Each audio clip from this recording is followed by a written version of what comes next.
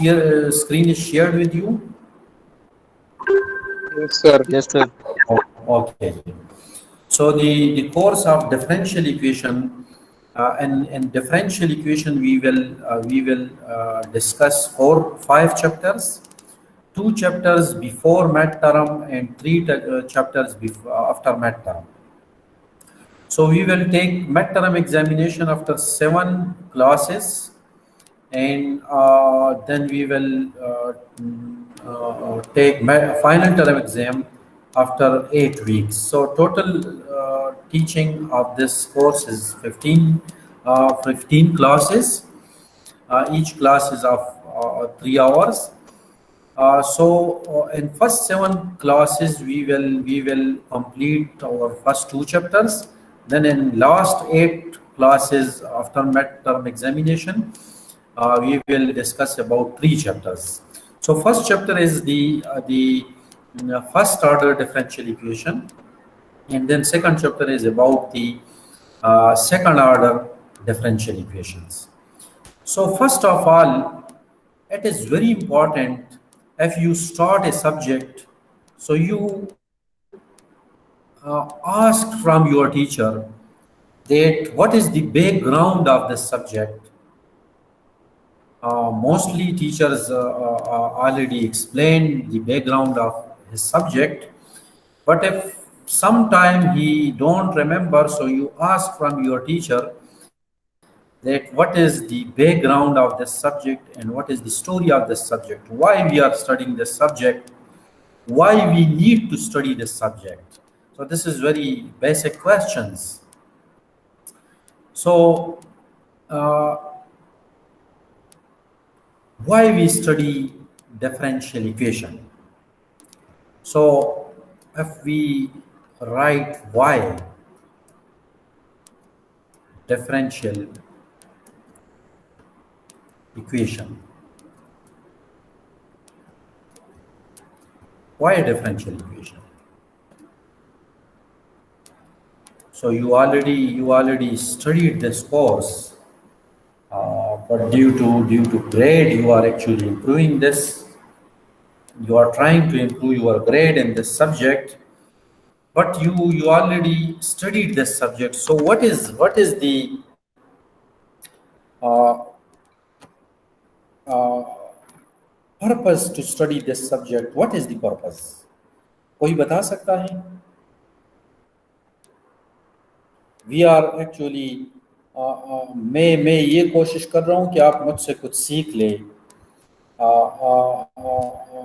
जहाँ पे आपको क्लास के दौरान समझ नहीं आ रहा, you can ask questions, any type question about the subject related to your course. So I'm asking this question, that why we study differential equation? Why? Why we study calculus? Why we study differential equation? जी, किसी को किसने पढ़ाया था आपको, ताकि मुझे idea हो जाए, उसके मुताबिक मैं प्रोसीड कर लूँ।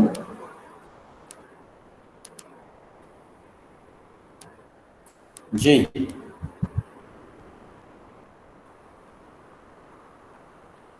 तुफेल सर ने पढ़ाया था। अच्छा जी। So why we study differential equation? जी, चलिए मैं एक 15-20 मिनट का लेक्चर देता हूँ to understand what is differential equation. So you already know, please try to clear your concept, okay? Please, I am again repeating this word, that please try to understand the subject. Why we study differential equation? So before this, we go through the calculus. You know what is function? What is function? आप जानते हैं? मैं थोड़ा सा physical जाऊंगा, what is calculus? Calculus is actually depends on function. Calculus में आप क्या पढ़ते थे? If you remember, this function is continuous or not, function is differentiable or not, function limit exist कर रहे हैं या नहीं, what is the domain of this function, what is the range of this function, what is the graph of this function is piecewise or not, this function is integrable or not. Integrable means the area under the function. This function is where this function will be maximum, where this function will be minimum. So ये सारी चीजें आपने calculus में पढ़ी थी ना, if you remember. Yes, sir. जी, ये किस किस को याद है कि फंक्शन इंक्रीजिंग होगा, डिक्रीजिंग होगा, फंक्शन का लिमिट एग्जिस्ट करेगा, फंक्शन कंटिन्यूज होगा, डिफरेंशिएबल होगा, इंटीग्रेबल होगा, मैक्सिमम वैल्यू कहाँ पे होगी, मिनिमम वैल्यू कहाँ पे होगी, ये आपने कैलकुलस में पढ़ा था. जी सर. ओके, सो ये सारा कुछ किस के बेस पे था, ये किसके लिए आप पढ़ रहे थे, किस चीज को स्टडी कर रहे थे?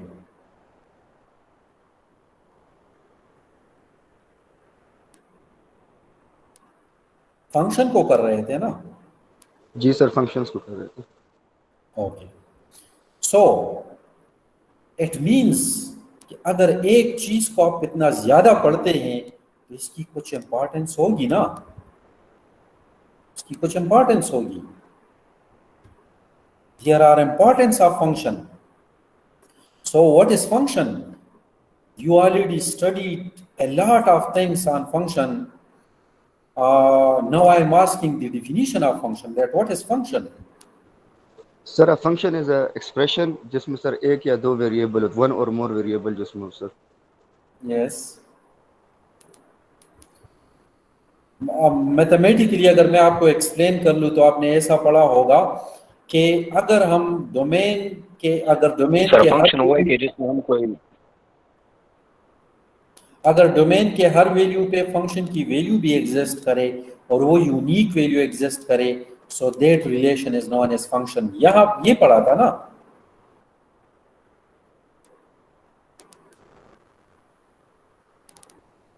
जी, ये पढ़ा था आपने कि डोमेन के हर वैल्यू पे फंक्शन की वैल्यू भी एग्जिस्ट करे और वो वैल्यू यूनिक भी हो. For each value of X there exist a value of F of X and the value is unique, that relation is known as function. ये पढ़ा था आपने? कुछ तो आंसर दे देना. ओके, अगर मैं आपसे कहूं कि जिस रूम में आप बैठे हैं उस रूम में टेम्परेचर फंक्शन है या नहीं है, then you are not able to answer me the temperature is a function where you are sitting or not. आप मुझे मेरे ख्याल में ये नहीं बता सकते कि टेम्परेचर फंक्शन है या नहीं है, बिकॉज आपका अंडरस्टैंडिंग, क्योंकि आप डिफाइन नहीं कर रहे हैं तो आपकी अंडरस्टैंडिंग इतनी नहीं होगी कि आप फिजिकल चीज को समझ ले कि ये फंक्शन है या नहीं है. सो फंक्शन है टेम्परेचर या नहीं है? Temperature is a physical quantity. क्योंकि why I am explaining this again and again, because we can move forward, we can develop theories, we can make your mind for research if you understand the basics. जब तक आपको basics clear नहीं होंगे, you will not be able to develop new theories, you will not be able to develop your research level. So अगर मैं temperature ले लूं, temperature is a function और नॉट, सो लेट्स सी. आप जिस room में बैठे हैं आप उसी जगह पे टेम्परेचर को मेजर कर रहे हैं. So this room is your domain for your function. Is it clear?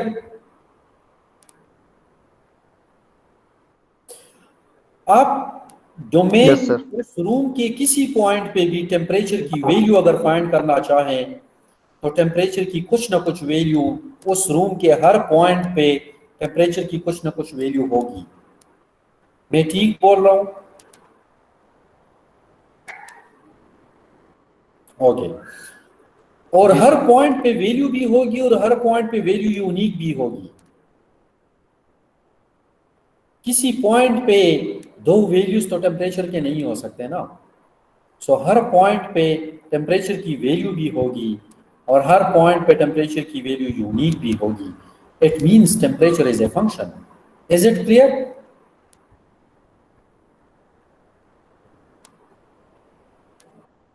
Okay.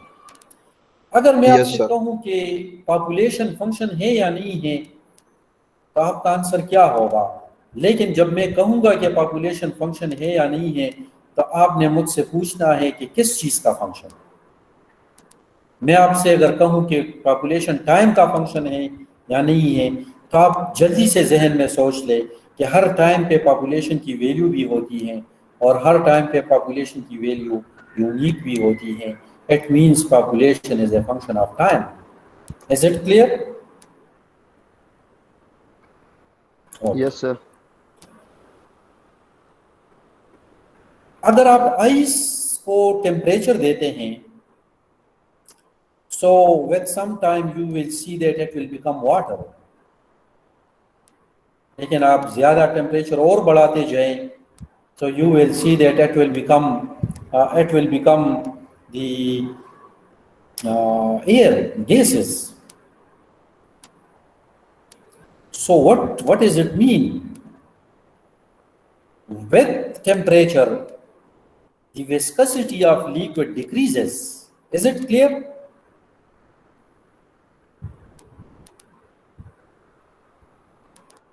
Ji sir. जैसे आप टेम्परेचर, आप लोगों को नींद तो नहीं आ रही? नो सर, नींद नहीं आ रही। अच्छा। so if we provide temperature to ice so steadily its viscosity will decrease and when it become gases so viscosity will become zero। It means at each value of temperature there will be some value of viscosity and at each value of temperature there will be unique value of viscosity of the liquid or water or ice। so it means that viscosity is a function of temperature। Viscosity is not a function of time।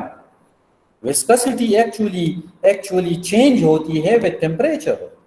So viscosity is a function of temperature। Is it clear? Yes, sir. So viscosity is a function। Viscosity is a function। अगर आप आटे को गूंथते हैं so you will see that after some time its viscosity will increase। अगर आप उसमें पानी डालते हैं, आप उस पे फोर्स अप्लाई करते हैं, इसको shear force हम कहते हैं। if you apply shear force on this so the viscosity will increase। so viscosity is also a function of shear force। is it clear? Yes sir. Okay. आपने कभी radioactive substance पढ़ा है जो radiation emit करता है? Yes, sir. Okay. So if a body emits radiation, it means that its mass is decreasing with time। But at each time, there will be value of mass and the value of mass will be unique। It means that mass is a function of time। Mass of what? Mass of a radioactive substance जो radiation emit करता है। Because at each time there exists the value of mass and there exists a unique value of mass। So mass of a radioactive substance is a function। Is it clear? Yes sir. Your behavior are also functions। आप classroom के अंदर different behave करते हैं, और जब आप cafeteria में अपने दोस्तों के साथ होते हैं, your behaviour will be different. When you go to for outing, so your behavior will become different. जब आप अपने पेरेंट्स के सामने होते हैं, your behaviors are different. So it means your behaviors is also a function. It is a function of environment. It is a function of region. Is it clear? जी sir. Okay. Yes, sir. Okay. If you take your blood counts, if you take your blood sample and test the blood sample, so you will see that there will be red cell, white cell, platelets, and other counts. So if you take the test one week after, so you will see that there will be a difference between the two test samples. Maybe the platelets before 1 week and after 1 week are different. Maybe the red cells, white cells before 1 week and after 1 week are different. It means your blood is also a function. Your blood cells are also a function. लेकिन ये very क्यों हो रहे हैं भाई? जो food आप use करते हैं उसके साथ साथ वो वेरी होंगे. So it depends on your food. So blood counts are dependent on food. Now what type of food can affect your blood counts? हम नहीं जानते. मेडिकल साइंस वालों को पता होगा कि कौन कौन से पैरामीटर्स के वेरी करने से आपके ब्लड सेल्स के काउंट्स वेरी होते हैं. So you can develop a function if you recognized all the parameters on which that function depends. So I think if you see, अगर आप कोई ऑयल यूज करें, अगर केमिकल साइड पे हम जाए, सो ऑयल को जब आप टेम्परेचर प्रोवाइड करते हैं, it's viscosity will reduce. So the viscosity of oil is a function. So function कहाँ पे यूज नहीं होता?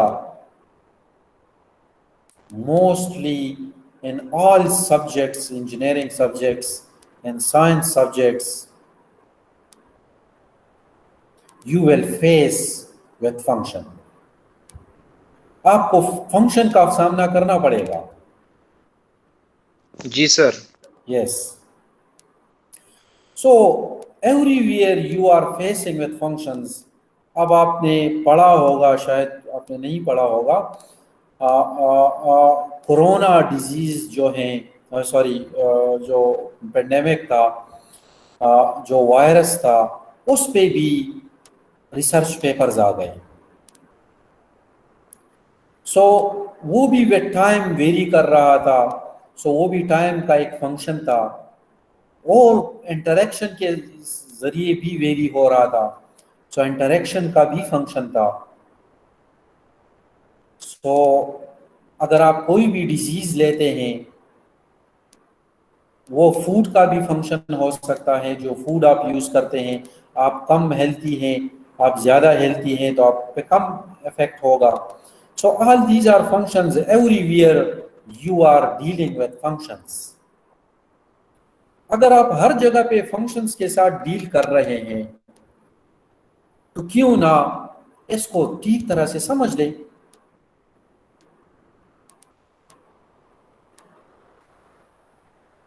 सो अगर मैं आपसे पूछ लूं कि मेरे पास एक चाय का कप है जिसकी टेम्परेचर जो है इट इज 50 डिग्री सेंटीग्रेड, लेकिन हम कुछ टाइम बाद देखते हैं कि उसकी टेम्परेचर 30 डिग्री बन जाएगी. लेकिन हर टाइम पे अगर आप मेजर करेंगे तो उस कप की टेम्परेचर की, चाय के कप की टेम्परेचर की कुछ ना कुछ वैल्यू होगी, और वो वैल्यू यूनिक भी होगी. तो temperature of a cup of tea is a function. लेकिन now listen this is very important, we are not able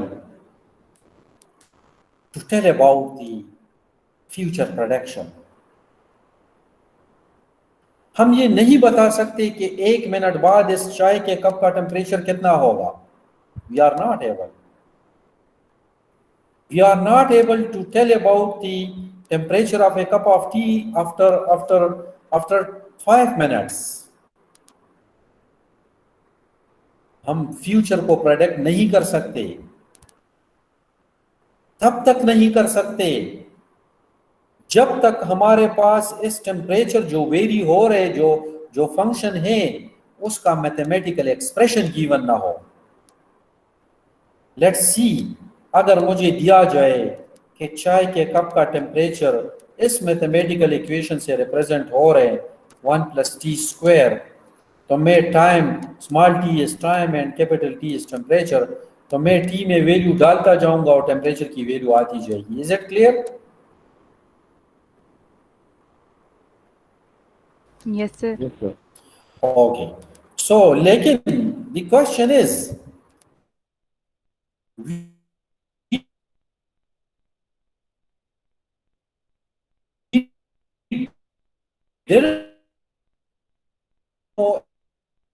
about the very हो रही है, उसमें वेरिएशन आ रही है, लेकिन आपके पास उनका मैथमेटिकल एक्सप्रेशन नहीं है। So you model that process in the form of differential equation and solve that differential equation. As a result, you will get that function. So why we study differential equation? अब तो मुझे आप बता दें। For finding function, अगर किसी process, किसी physical quantity का, अगर किसी फिजिकल क्वांटिटी का मैथमेटिकल वेरिएशन का मैथमेटिकल एक्सप्रेशन गिवन ना हो, क्योंकि function is very important, function gives you the future prediction. आप प्रेजेंट में हैं लेकिन फंक्शन से आप फ्यूचर को प्रेडिक्ट कर सकते हैं। पॉपुलेशन का अगर आपके पास फंक्शन होता तो आप कह सकते थे कि 2025 में पॉपुलेशन कितनी होगी, but we didn't know the mathematical expression of population, but you can develop.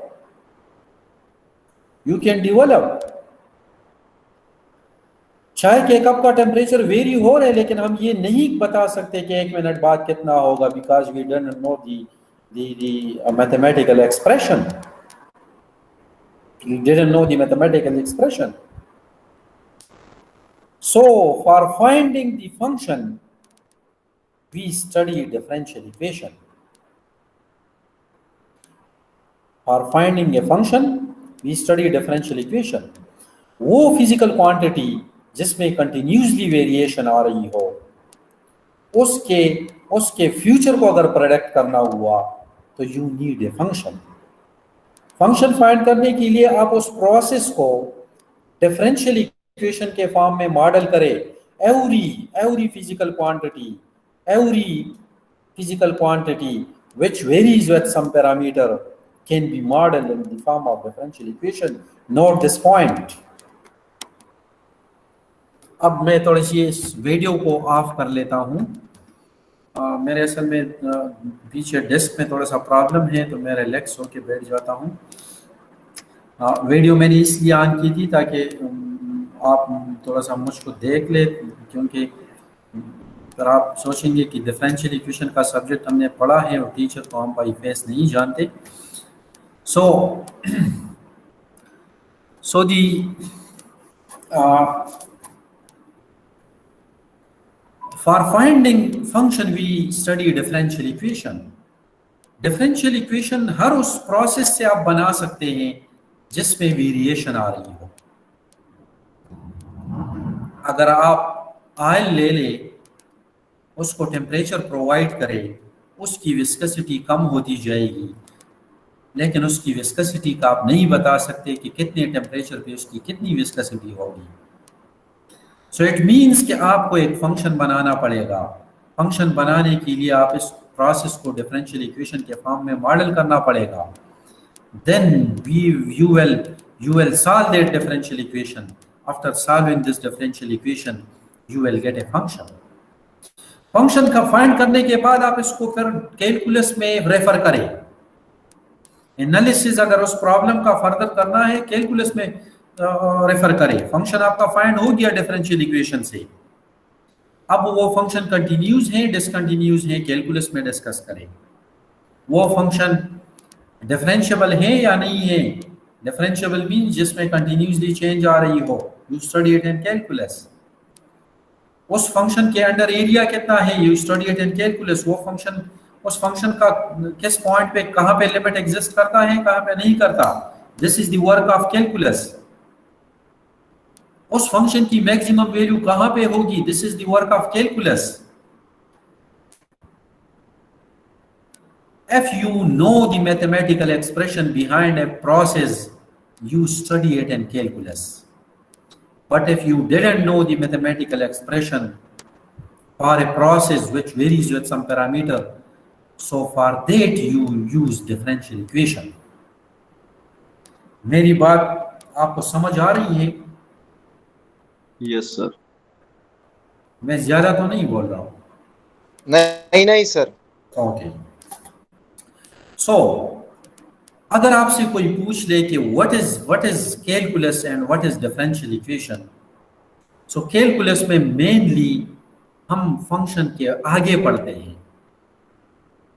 Function को कैलकुलस में हम फंक्शन से आगे पढ़ते हैं और कैलकुलस में हम फंक्शंस तक पढ़ते हैं।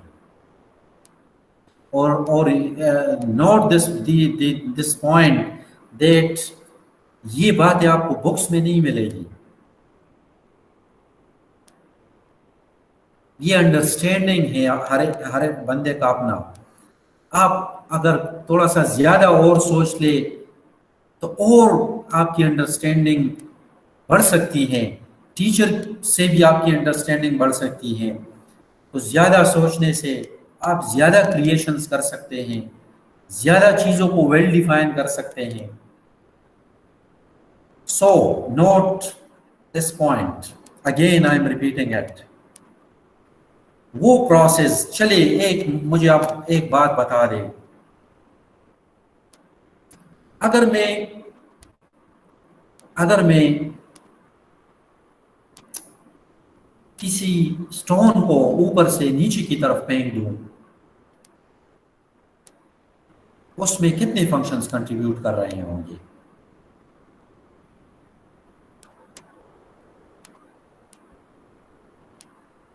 चले इससे पहले एक और बात बता दें, डिस्टेंस फंक्शन है या नहीं है?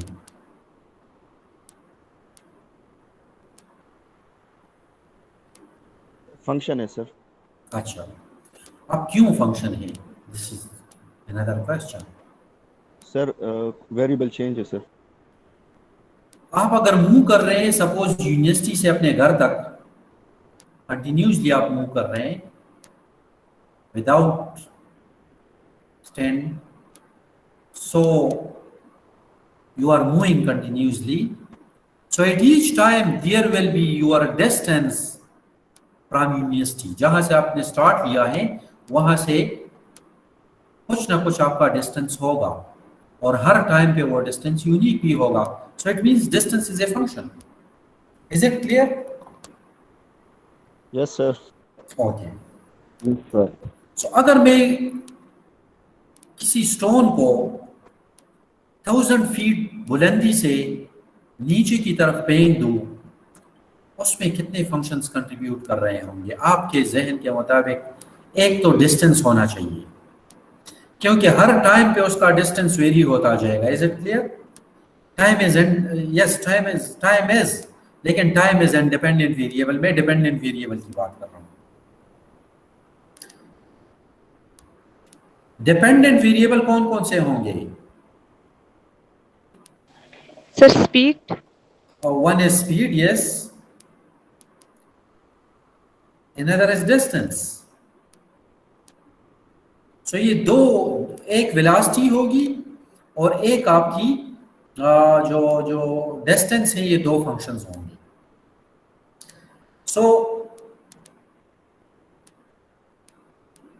अगर हम इसको पेन दें, आपको पता है कि दो फंक्शंस इसमें कंट्रीब्यूट कर रहे हैं, लेकिन आप इन दोनों फंक्शंस के बारे में नहीं बता सकते कि कहाँ पे, किस टाइम पे इन दोनों फंक्शंस की क्या वैल्यूज होंगी. आप बता सकते हैं. इमेजिन, जस्ट इमेजिन, आप अपने रूम में बैठे हैं, आप अभी कंप्यूटर के सामने बैठे हैं और आप इमेजिन कर रहे हैं कि मैंने 1000 बुलंदी से, 1000 फीट बुलंदी से एक स्टोन को फेंका. आप उस बुलंदी पे नहीं हैं, आप अपने रूम में हैं, लेकिन आप इमेजिन कर रहे हैं कि 1000 बुलंदी से मैंने स्टोन को फेंका. अब उसकी वेलोसिटी 2 मिनट बाद कितनी होगी, 3 मिनट बाद कितनी होगी, उसका डिस्टेंस 2 मिनट बाद कितना होगा. Just imagine.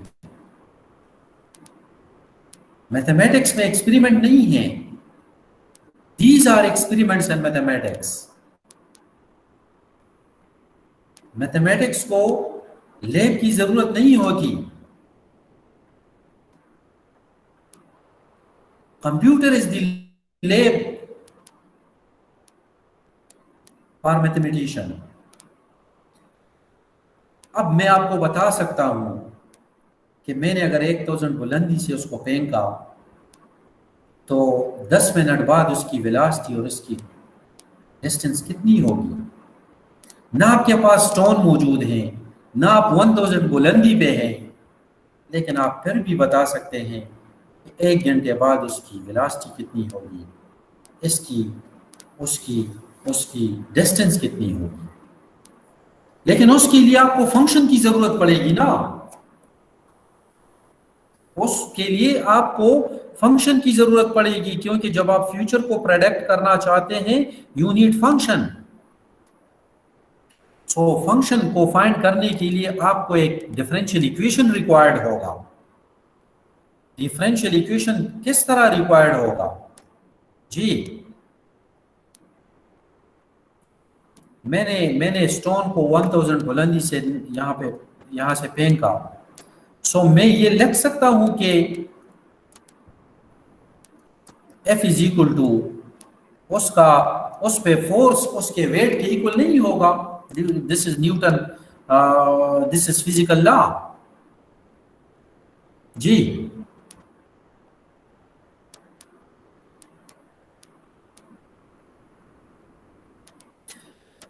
उस पे फोर्स उसके वेट के इक्वल नहीं होगा.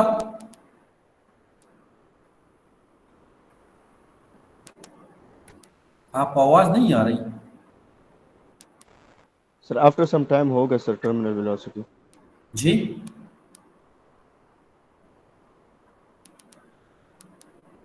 यस. सो एफ किसकी इक्वल है, एम ए के इक्वल नहीं है. वेट किसके इक्वल है, एम जी के इक्वल नहीं है. Is it clear. तो मैं यहाँ पे थोड़ी सी एक वीडियो है, मैं सिर्फ लिखने से बचने के लिए, असल में मैं मेरे 4 इसमें दफ़ा इसको रिपीट करता हूँ. तो वीडियो में बना चुका हूँ इसका. मैं वीडियो नहीं चला रहा, मैं खुद दोबारा आपको एक्सप्लेन कर रहा हूँ, लेकिन वीडियो से मैं सिर्फ आपको वो बोर्ड शो कर रहा हूँ ताकि लिखने से मैं बच सकूँ.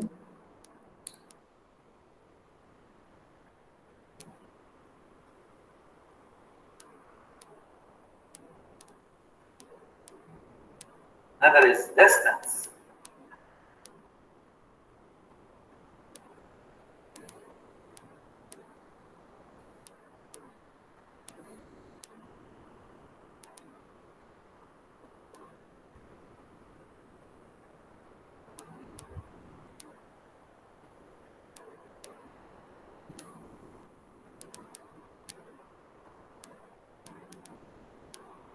Okay, Ji.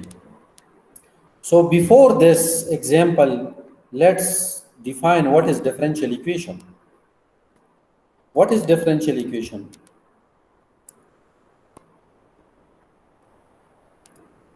What is differential equation? G. Note this point.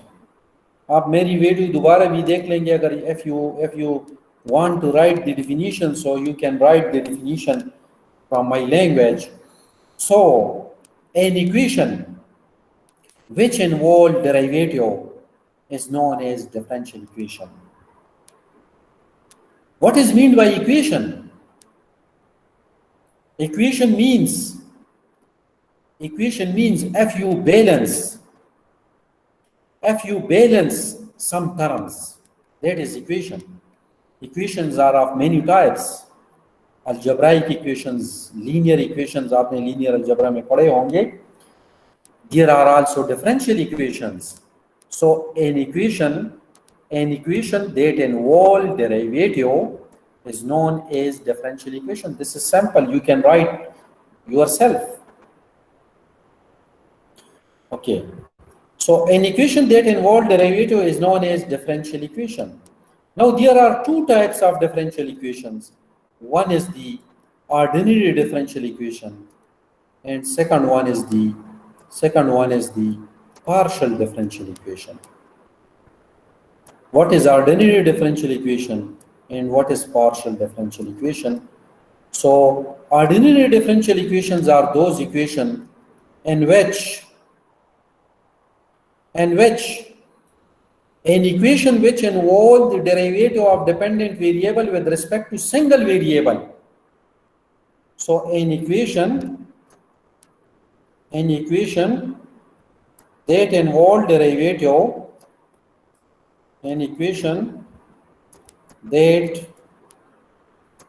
involves derivative, board पे थोड़ा सा लिखना मुश्किल होता है इसलिए मैं वीडियो वाला बोर्ड ओपन कर लेता हूँ. और that involve an equation that involve derivative with respect to single variable, derivative of dependent variable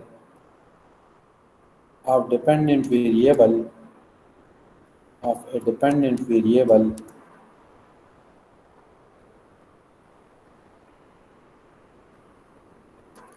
with respect to a single variable.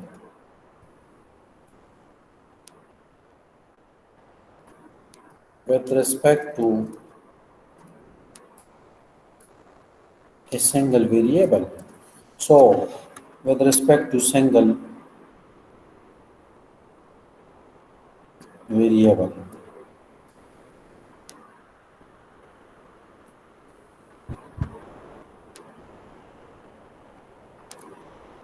Or what is partial differential equation? So definition is same, little difference. So an equation that involves derivative of a dependent variable with respect to more than one variable. More than one variable, that is called partial differential equation. So यहाँ पे more than one variable होगा derivative. So मैं example देने लगा हूँ. If you see this is dy by dx, चले d square y by dx square plus dy by dx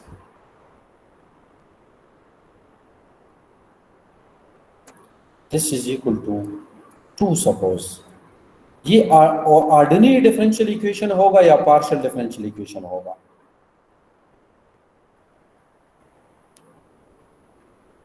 ji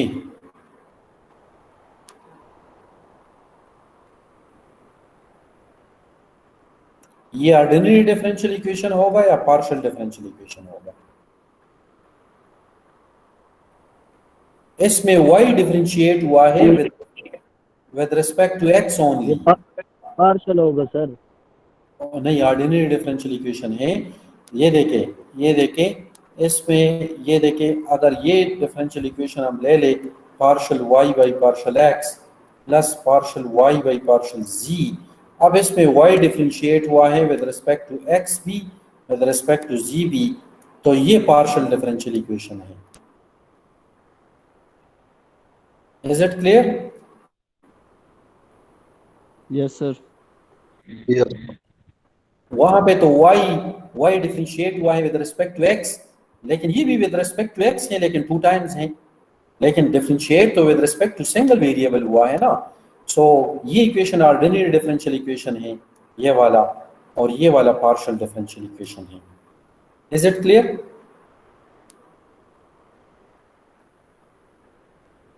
Yes, sir. Okay जी। So differential equations कौन से equations हैं? वो इक्वेशन जो जिसमें डेरिवेटिव इन्वॉल्व हो जाए।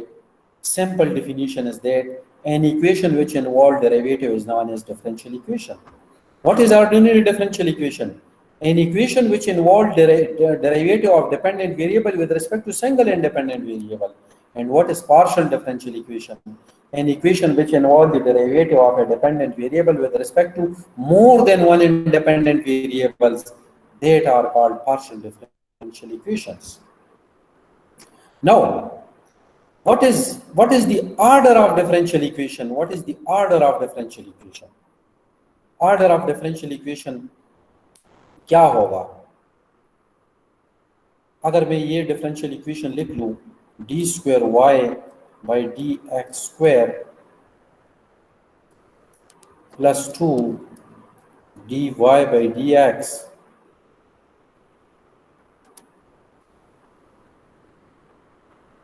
equal to x, इसका ऑर्डर क्या होगा? What is mean by order? Order means आप उस इक्वेशन में थोड़ा सा सर्च करें कि किस टर्म में y ज्यादा डिफरेंशिएट हुआ है। उस जितनी टाइम y डिफरेंशिएट हुआ है वही उस डिफरेंशियल इक्वेशन का ऑर्डर होगा। तो इसका ऑर्डर 2 होगा ना।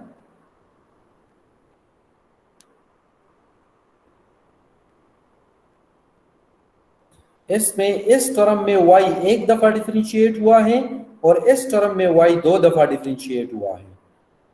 तो जिस टर्म में ज्यादा हुआ है वो ज्यादा ऑर्डर डेरिवेटिव कौन सा है? इसमें सेकंड ऑर्डर है ना। Yes sir. So Yes, sir. ये यही ऑर्डर इस पूरे डिफरेंशियल इक्वेशन का भी होगा। सो डिफिनीशन अगर हम लिखना चाहें ऑर्डर का, order is 2, order is equal to 2। So order is equal to 2.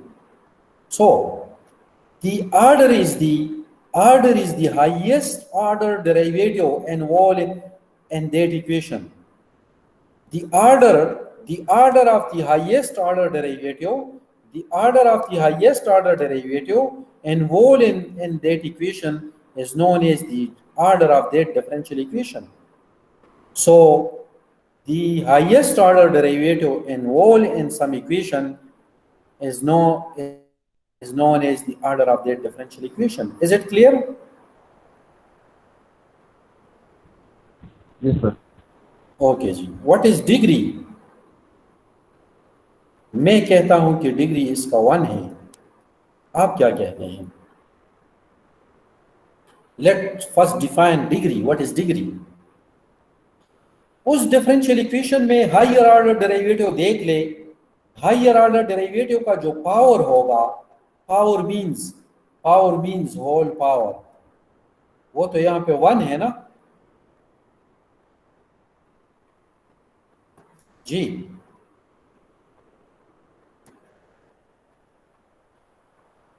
इस डिफरेंशियल इक्वेशन में हायर ऑर्डर डेरिवेटिव ये है ना, उसका होल पावर क्या है? 1 है। अगर कुछ भी ना हो तो 1 तो होता है ना। सो डिफाइन करें द एक्सपोनेंट कह दे या पावर कह दे, the power of the highest order derivative involved in some differential equation is known as the degree of that differential equation. इसकी डिग्री कितनी होगी? 1। 1। ओके जी। What is the degree of this differential equation? 1। 1. 1, sir. Yes, very good. And what is the order of this differential equation? Order is again same, 2. So now you know about the order and degree of differential equation. सो जितना ज़्यादा order होगा वो उतनी times हम उसको integrate करेंगे तो solution मिलेगा। नाउ आपने linear differential equations, linear and non linear differential equations तो पढ़े होंगे, एंड नॉन लीनियर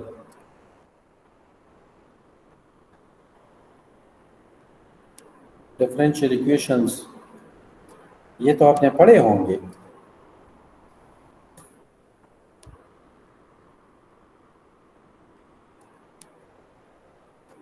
अगर तुफैल साहब ने पढ़ाया है तो फिर तो पूरा पढ़ाया होगा।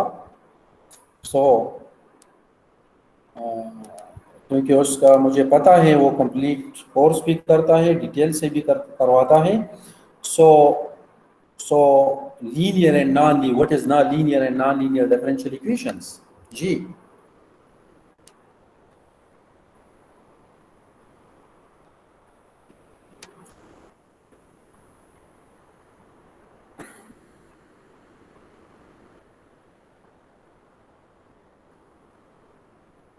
याद नहीं है ना?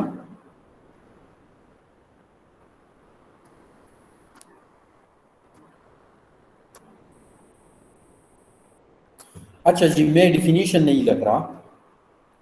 जिस डिफरेंशियल इक्वेशन में डिपेंडेंट वेरिएबल और उसका प्रोडक्ट एग्जिस्ट करे वो नॉन लीनियर होगा।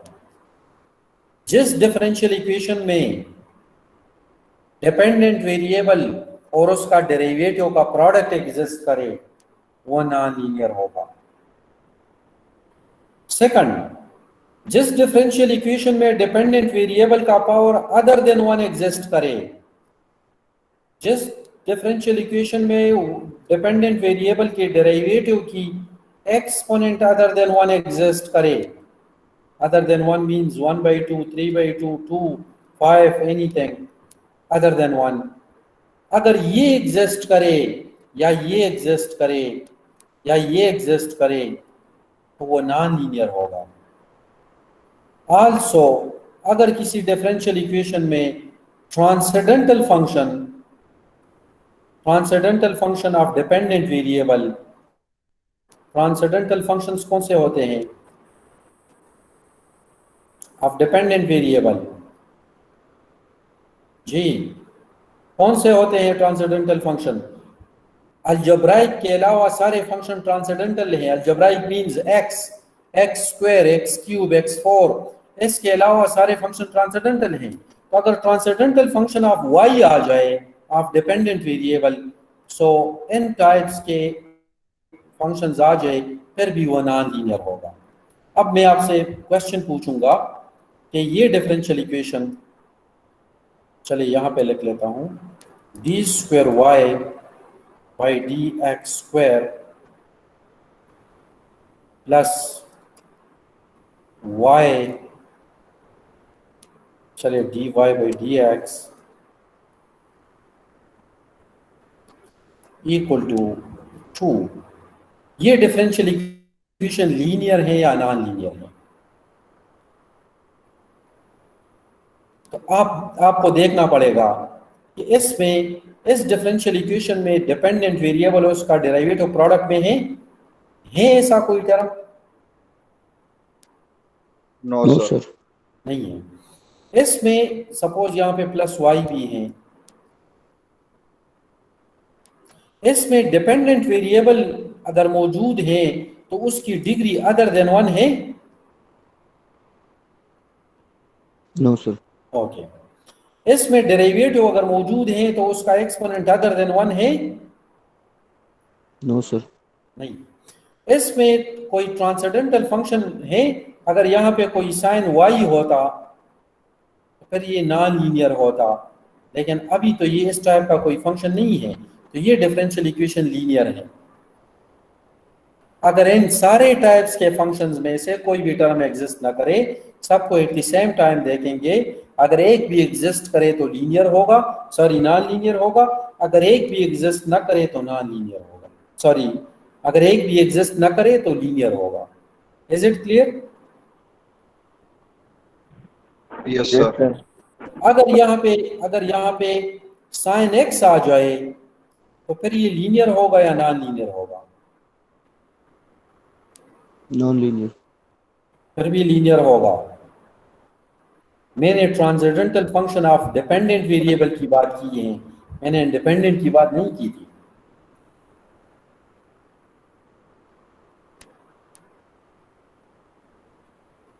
आप डिपेंडेंट और इंडिपेंडेंट को जानते हैं?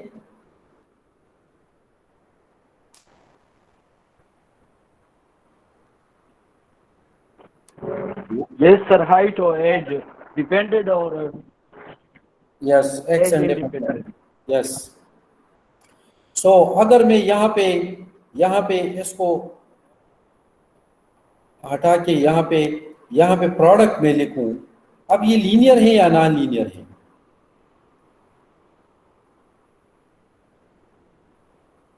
Sir, non-linear. Non-linear, sir. Non linear है। Yes yes yes. अगर मैं इसको हटा के प्लस वाई स्क्वायर लिख लूं, अब ये लीनियर है या नॉन लीनियर है?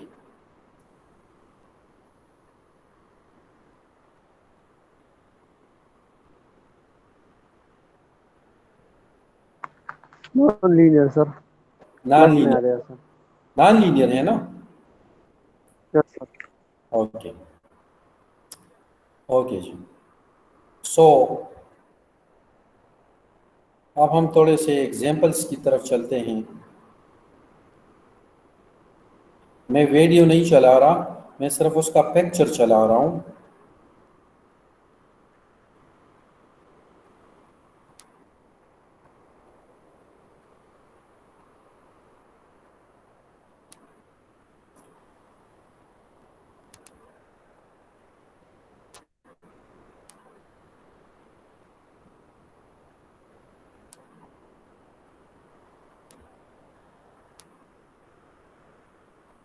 अच्छा जी, चले उस एग्जांपल पे चलते हैं। एक एग्जांपल नोट करें। For free fall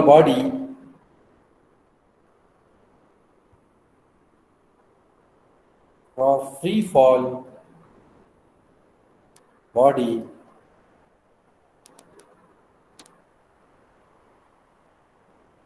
F is equal to weight के इक्वल होता है।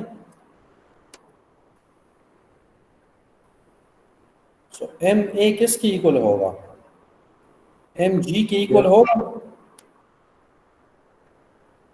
एम एम अगर कैंसिल करे तो a is equal to g बन जाएगा। What is a? This is d square y by d t square नहीं है।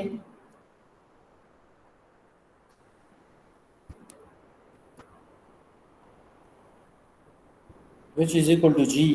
ये एक डिफरेंशियल इक्वेशन, ये डिफरेंशियल इक्वेशन है।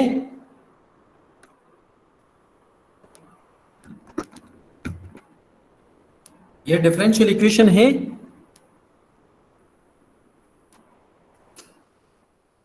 Yes, sir. अच्छा जी, Yes, sir.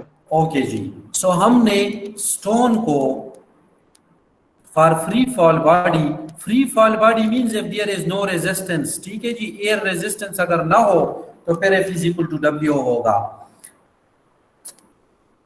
तो क्वेश्चन ये होगा, ये एक्सरसाइज का क्वेश्चन है, आगे मैं एक्सप्लेन करूंगा। क्वेश्चन ये होगा कि अगर हम किसी बॉडी को ऊपर की से नीचे की तरफ फेंके, सो उसके लिए डिस्टेंस का फंक्शन फाइंड करें और उसके लिए वेलोसिटी का फंक्शन फाइंड करें। ये क्वेश्चन है। So for free fall body हम लिख सकते हैं कि F is equal to weight, it means ma is equal to mg, it means a is equal to g, so d square y by dt square is equal to g। अगर हम इसको integrate करें तो क्या मिलेगा?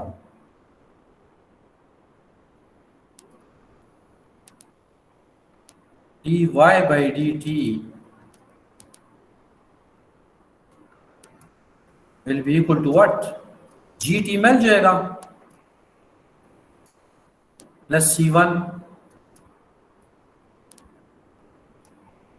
Integrating again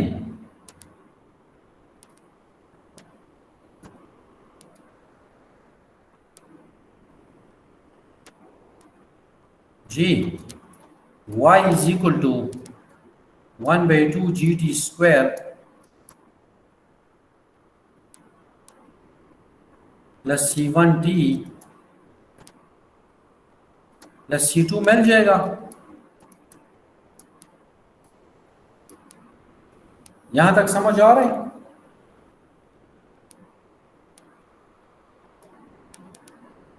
Yes, sir. This is equation number 3। So इन constants को find करने के लिए आपको इनिशियल कंडीशंस की जरूरत होगी। दो कांस्टेंट फाइंड करने के लिए दो इनिशियल कंडीशंस की जरूरत पड़ती है। एक कांस्टेंट कहां पे अपीयर हुआ था? पहला कांस्टेंट वो वेलोसिटी में अपीयर हुआ था। Is it clear? दूसरा कांस्टेंट कहां पे अपीयर हुआ? डिस्टेंस में, हाइट में। सो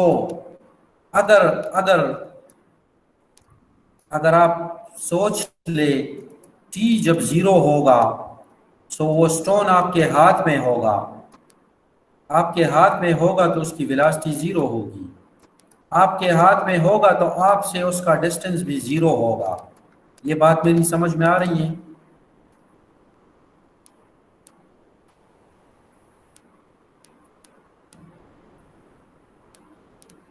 जी सर।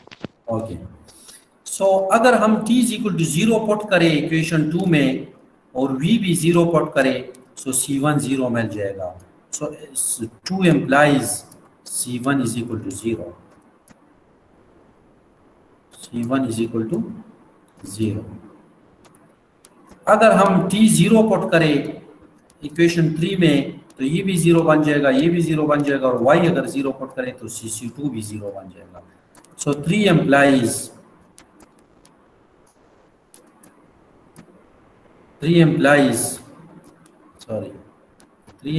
c2 equal to 0।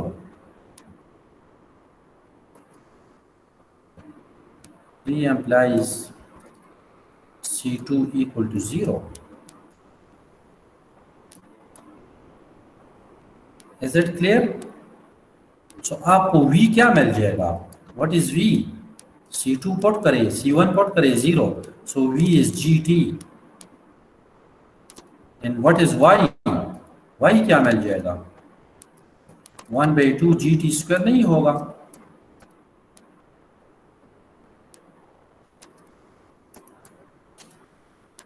अब अगर आपसे कोई कहे कि आपने 1000 फीट से नीचे की तरफ फेंक लिया तो किस टाइम पे वो कहाँ पे होगा, तो जी तो ऑलरेडी आपके पास नॉन होता है, वो टाइम पुट करे आपको डिस्टेंस मिल जाएगा, वो टाइम पुट करे वेलोसिटी मिल जाएगा। अब आप घर में बैठ के भी फ्यूचर को प्रेडिक्ट कर सकते हैं for free fall body. Is it clear? क्योंकि फंक्शन मिल गया। Yes sir. अच्छा जी, अगर आपने फर्दर स्टडी करना है कि ये डिस्टेंस कहाँ पे मैक्सिमम होगा कहाँ पे मिनिमम होगा तो ये कैलकुलस में फिर आगे जाके पढ़ना पड़ेगा। सो this is example for free fall body and I think this is question number 19 exercise 1.1 का क्वेश्चन है। आगे मैं बुक में दिखा दूंगा। ये एक्सरसाइज 1.1 का क्वेश्चन नंबर 19 है। अच्छा जी, नेक्स्ट एग्जांपल इज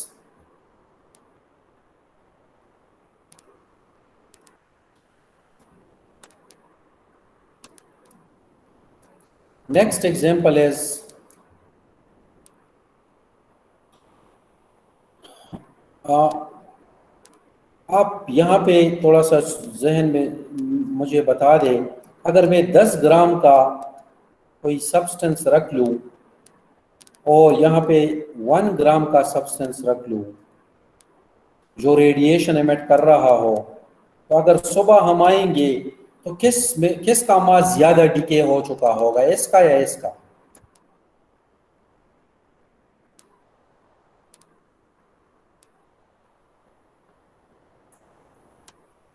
सर जो ज्यादा रेडिएशन एमिट करेगा सर उसका। तो कौन सा ज्यादा रेडिएशन एमिट करेगा, वही तो मैं पूछ रहा हूँ। 10 ग्राम वाला। जी 10 ग्राम वाला। जिसका मास ज्यादा होगा वो ज्यादा रेडिएशन एमिट करेगा ना। Yes sir. तो चेंज किस में ज्यादा आएगा, 10 ग्राम वाले में। Yes sir.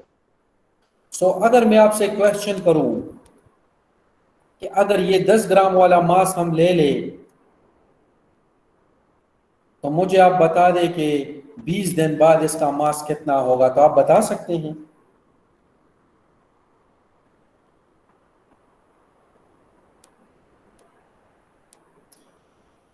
इसके लिए डिफरेंशियल इक्वेशन डेवलप करना पड़ेगा ना। Yes sir. So let y is the mass of a radioactive substance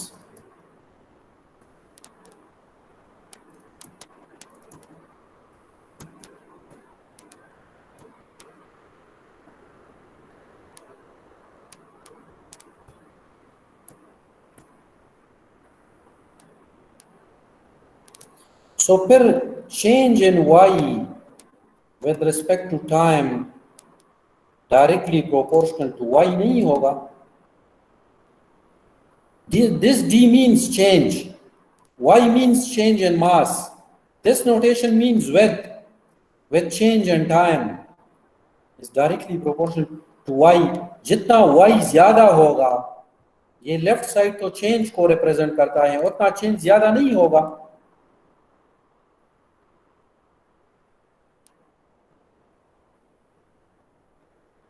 जितना मास ज्यादा होगा उतना उसमें चेंज भी ज्यादा आएगा ना। Yes sir. सो मैथमेटिकली अगर हम लिखना चाहें इसको, सो जितना y ज्यादा होगा, y मीन्स मास, उतना चेंज भी ज्यादा होगा। dy by dt means change in mass, उतना चेंज इन मास भी ज्यादा होगा। जितना y ज्यादा होगा उतना चेंज इन मास भी ज्यादा होगा। Is it clear? जी Yes, sir. sir. So dy by dt को हम इक्वल टू ky लिख सकते हैं, where k is proportionality constant। k is what? k is ये हर मटेरियल के लिए अलग इसकी वैल्यू होगी और ये नेट पे अवेलेबल होती है। जो डिफरेंट सब्सटेंसेस हैं, रेडियम भी रेडिएशन एमिट करता है, यूरेनियम भी रेडिएशन एमिट करता है, आप जानते होंगे। न्यूट्रॉन प्लेट भी रेडिएशन एमिट करता है, न्यूट्रॉन एमिट करता है। सो हर एक के लिए डिफरेंट वैल्यूज होगी। के इज प्रोपोर्शनलिटी कांस्टेंट, आप जानते हैं ना इन टाइप के सब्जेक्ट्स ऑब्जेक्ट्स के बारे में।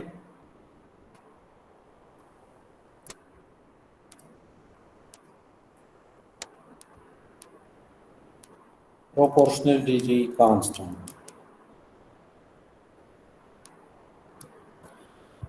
अच्छा जी, अब मुझे बता दें dy बाई वाई को हम ऐसे लिख सकते हैं, dy by y is equal to k d t लिख सकते हैं। Yes sir. अच्छा जी, इससे हम log ऑफ y अगर इंटीग्रेट करें is equal to k t plus c one लिख सकते हैं। बिल्कुल सर। अच्छा जी, अगर हम लेफ्ट साइड को log फॉर्म में लिखना चाहें, अगर कोई फंक्शन log में नहीं होता, आप log में लिखना चाहते हैं तो log ऑफ ई पावर में उसको लिख सकते हैं इसे। जी सर। एंटी लॉग लेने के बाद क्या होगा, y आपको मिल जाएगा y is equal to what, e power के t into plus c one. लेकिन हम इसको ऐसे भी लिख सकते हैं, e power c one into e power के टी,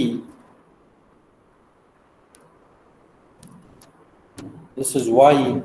लेकिन e भी कांस्टेंट है और c1 भी कांस्टेंट है, तो इसको मैं ऐसे नहीं लिख सकता y is equal to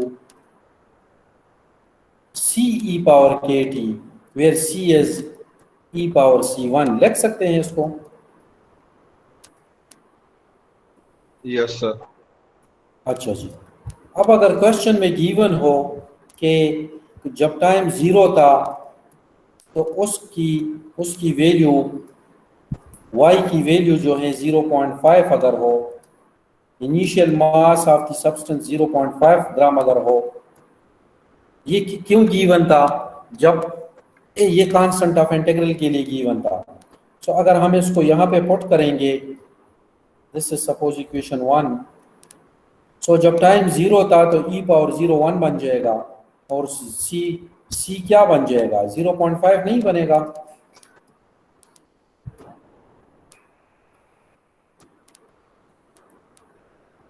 so 1 implies y क्या देगा?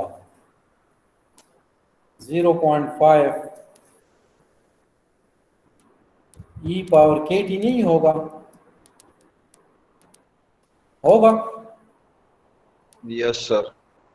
अच्छा जी, अब देखिए for radium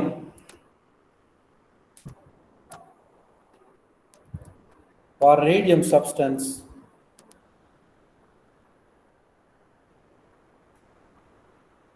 the value of k is what? ये नोट करें, -1.4 multiplied by 10 raised to the power -11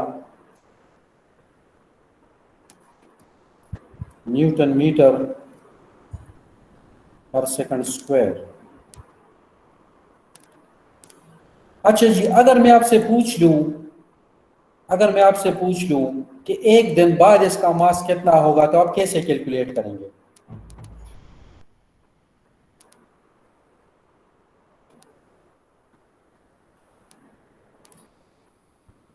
एक दिन को सेकंड्स में कन्वर्ट करें, क्या करें? के की वैल्यू तो आपके पास गिवन है ना, ये के की वैल्यू पुट करें और 1 डे को आप सेकंड्स में कन्वर्ट करें, तो के और टी को फिर मल्टीप्लाई करें, you will get y. Is it clear? Yes sir. अगर मैं आपसे पूछ लूं कि 2 दिन बाद कितना होगा मास, तो आप क्या करेंगे?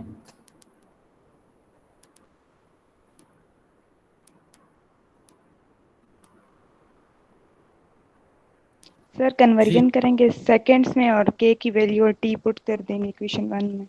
जी, और e के पावर एक्सपोनेंट में e का पावर ले लेंगे, so you will get the value of y। जी, अब नेक्स्ट क्वेश्चन, ये असल में क्वेश्चन नंबर 17 और 18 है एक्सरसाइज 1.1 का, मैं उसके लिए कर रहा हूँ। उन्होंने कहा है कि अगर सब्सटेंस इनिशियली 0.5 हो तो एक दिन बाद उसका मास कितना होगा, 3 दिन बाद कितना होगा, 1 साल बाद कितना होगा, तो उसको आप कैलकुलेट करेंगे, इसमें पुट करेंगे। अच्छा, अगर क्वेश्चन ये हो, if the question is find the time in which the substance decomposes half. Listen my question. Find the time in which the substance decomposes half. तो क्या करेंगे आप?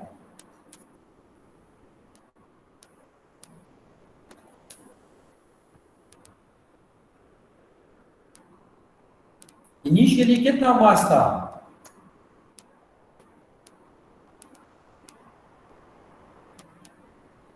10 ग्राम। नहीं, 0.5 हमने लिया है ना, t is equal to 0, y is 0.5। Yes sir. Initially अगर 0.5 है तो हाफ क्या होगा? 0.25। 0.25 होगा ना? जी सर। सो इस y की जगह 0.25 पुट कर लेंगे, k की वैल्यू भी पुट करें और वो टाइम आपके पास निकल आएगा। Is it clear? Yes sir. So अगर क्वेश्चन आ जाए कि find the half life of the substance, इसको हाफ लाइफ कहते हैं। हाफ लाइफ मींस वो टाइम फाइंड करे जिसमें वो हाफ डिकम्पोज हो जाए। तो अगर क्वेश्चन में उसकी इनिशियल वैल्यू 0.5 है तो हाफ मटेरियल 0.25 होगा और हाफ लाइफ फाइंड कर लेंगे। Is it clear? जी sir. Okay ji.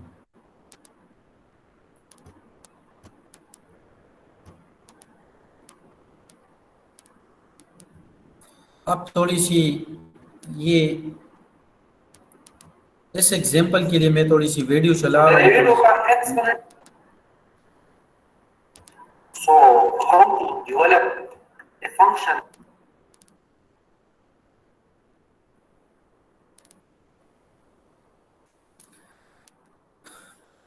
or a cup of tea? अच्छा जी, सुन ले। अब हम कप ऑफ टी के लिए टेम्परेचर जो है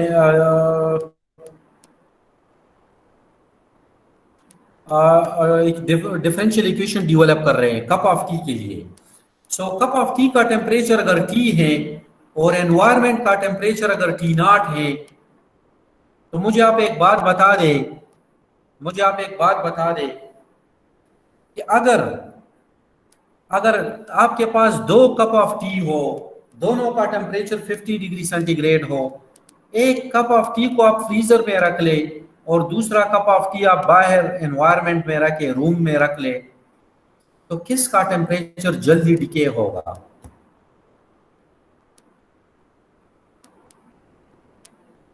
फ्रीजर वाला। जी, फ्रीजर वाला सर। फ्रीजर वाला, यस। लेकिन what is the reason? Reason को देखना पड़ेगा। वहां पे टेम्परेचर डिफरेंस ज्यादा है। टेम्परेचर डिफरेंस का क्या मतलब? टेम्परेचर डिफरेंस का मतलब ये है कि अगर फ्रीजर का टेम्परेचर 10 डिग्री है और कप ऑफ टी का 50 है, तो दोनों में 40 डिग्री का फर्क हुआ। और अगर बाहर वाले कप का 50 है और एनवायरनमेंट का 30 है, तो उन दोनों में 20 का डिफरेंस हुआ। तो फ्रीजर वाले में डिफरेंस ज्यादा है, इसलिए वो जल्दी डिके करेगा। Is it clear? Yes sir. Okay जी। सो यहां पे देखिए, what is t minus t naught? T minus T naught is actually the difference between cup of tea and the environment temperature.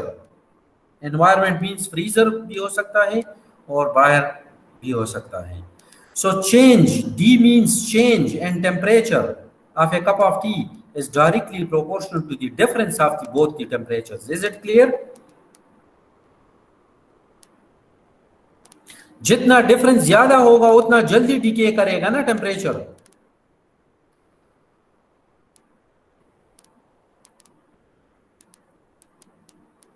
अगर आप एक फ्रीजर में रखेंगे और एक बाहर रखेंगे, तो फ्रीजर वाले जल्दी डिके करेगा ना। Yes sir. क्योंकि वहां पे टेम्परेचर डिफरेंस ज्यादा है।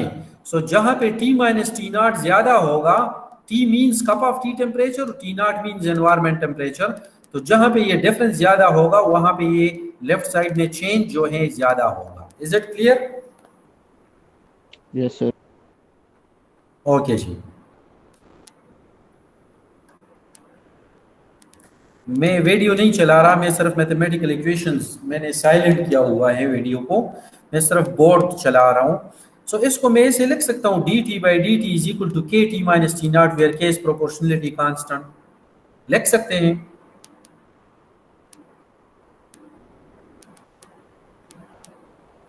जी जी सर। ओके जी। सो इसको मैं ऐसे लिख सकता हूँ, dt by t minus t naught is equal to k dt। इस k को dt को k की तरफ ले जाए और t minus t naught को dt की तरफ ले आए, लिख सकते हैं।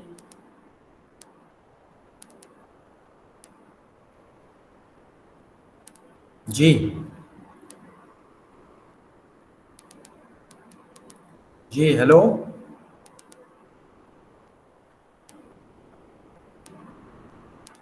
Hello. Yes, sir. Yes, sir. अच्छा जी। इससे log of t minus t naught लिख सकते हैं, क्योंकि t माइनस टी नॉट का डेरिवेटिव ऊपर मौजूद है।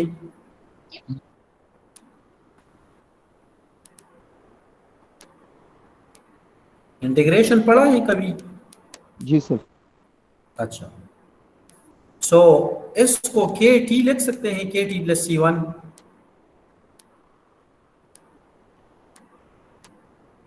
जी, इंटीग्रेट कर रहे हैं ना।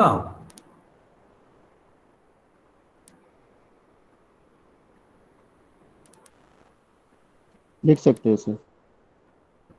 ये देखें ना, अगर d t by d t आपके पास directly proportional to t minus t naught हो,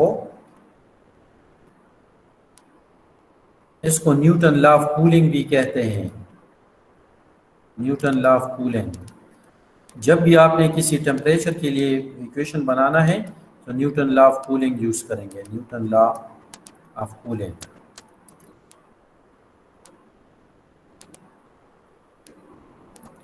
इसको ऐसे लिख सकते हैं डी टी, असल में लिखना थोड़ा सा मुश्किल होता है इसलिए मैं तैयार बोर्ड आपको समझा रहा था। This is equal to k into T minus t naught लिख सकते हैं इसको। जी, यस सर, लिख सकते हैं। इसको d t divided by t minus t naught, t minus t naught equal to k into d t लिख सकते हैं। जी सर। अगर इंटीग्रेट करें तो इसको log of T minus t naught लिख लेंगे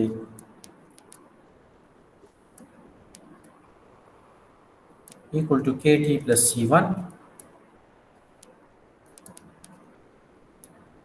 अब इस के टी प्लस C1 को log ऑफ ई पावर में लिख ले तो यहां से आप देख लें, यहां से देख ले, log के टी प्लस C1 को log ऑफ ई पावर के टी प्लस C1 लिख सकते हैं। जी सर। ओके जी, एन टी लॉग ले ले तो लेफ्ट साइड से टी माइनस टी नॉट आ जाएगा और इक्वल टू ई पावर के टी प्लस C1। इस टी नॉट को इस साइड पे शिफ्ट करे, t is equal to t naught plus e power C1 e power के टी। ई पावर C1 को इक्वल टू सी ले ले तो क्या बन जाएगा, या इक्वल टू ए ले ले, so t is equal to t naught plus a e power के टी बन जाएगा। जी सर। सो अगर क्वेश्चन में ये आपको दिया जाए कि इनिशियली अगर एनवायरनमेंट का टेम्परेचर 20 हो और कप ऑफ टी का टेम्परेचर 50 हो तो फिर क्या करेंगे, इस टी की जगह 50 पुट करे, इस टी नॉट की जगह 20 पुट करे, इस टी की जगह 0 पुट करे तो क्या मिल जाएगा आपको, ई पावर 0 आ जाएगा।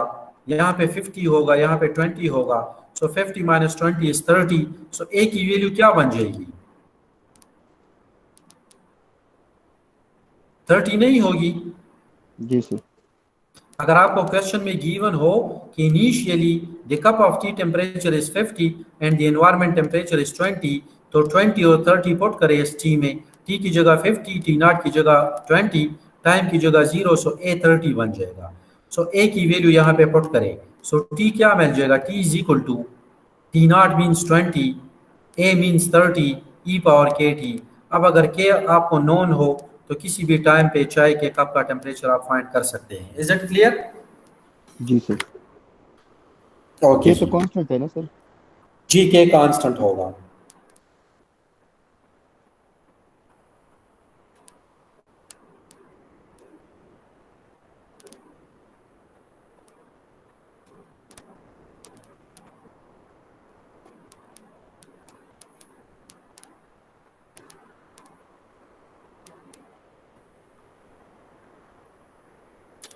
अच्छा, ये आप लोगों का जो क्लास है ना, ऑलरेडी आज मैं 2 क्लासेस ले चुका था।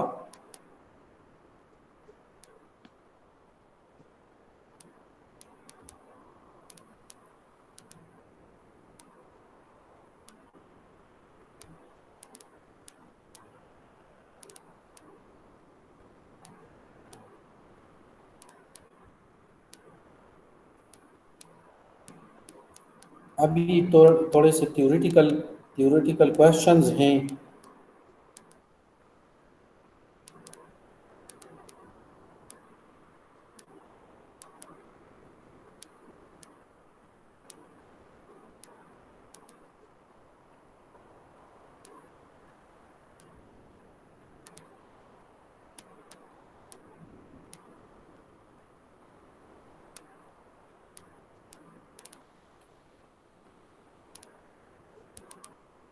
सर दा रिफ्रेश के बया ठीक शी जी दा वीडियो वाला सर रिफ्रेश के बया दा वीडियो स्टार्ट शी सर नहीं, बस अभी थोड़ा सा रहता है। असल में सुबह से बैठा हूँ, अभी मेरे बिल्कुल इससे ज़्यादा बोला भी नहीं जाता।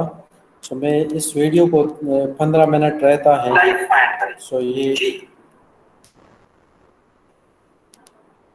to remember if it is equal to 8 हमने सो एक्सरसाइज नोट करें। Exercise 1.1 question 17, 18, 19, 20।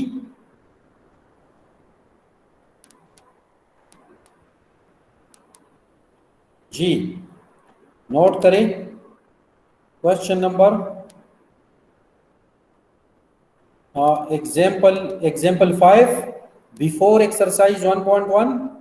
Note this point, ये हमने कर लिया अभी। ये देखिए y is equal to 0.5 and this one. Example 5 before exercise 1.1 and question number 17, 18, 19 and 20. तो 17, 18, 19, 20 भी हम कर चुके हैं। ये देखिए y is equal to 1/2 gt square, ये हम निकाल चुके हैं। सो 17, 18, 19, 20 ये 4 क्वेश्चंस और एक एग्जाम्पल इस एक्सरसाइज का था। अब हम 1.3 पे जाने लगे हैं। ये बिल्कुल सिंपल है।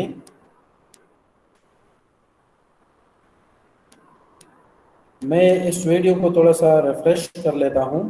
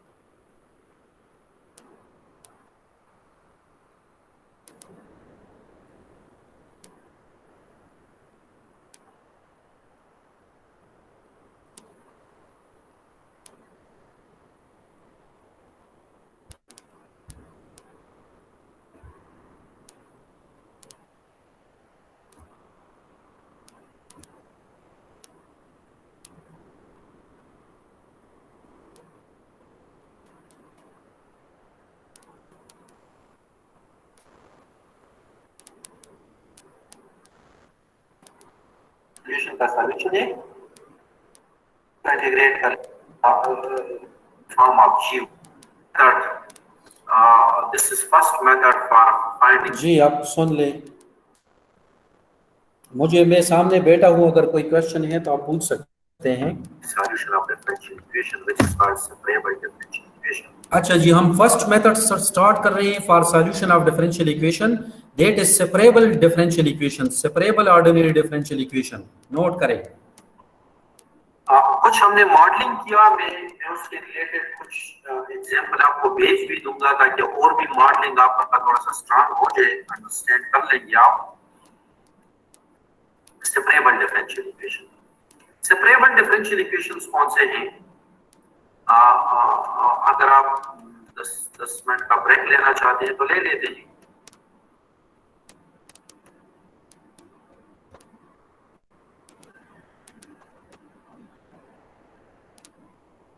Form of g y dash is equal to f of x is known as separable differential equation. Again मैं explain कर रहा हूँ। A differential equation of the form, note करें, differential equation of the form।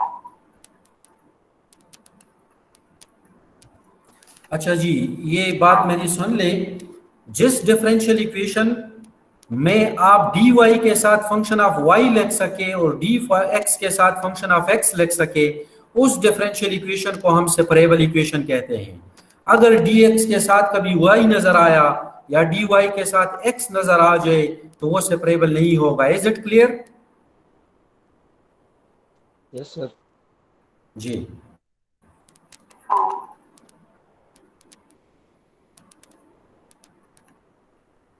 dy dy is equal to f of x dx is known as separable differential equation। अच्छा जी,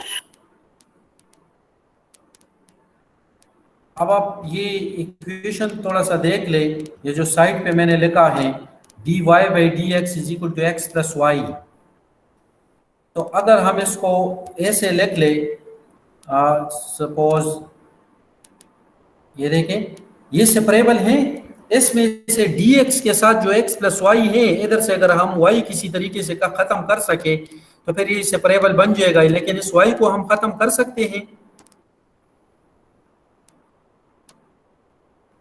अगर y common लेंगे तो x के नीचे आएगा ना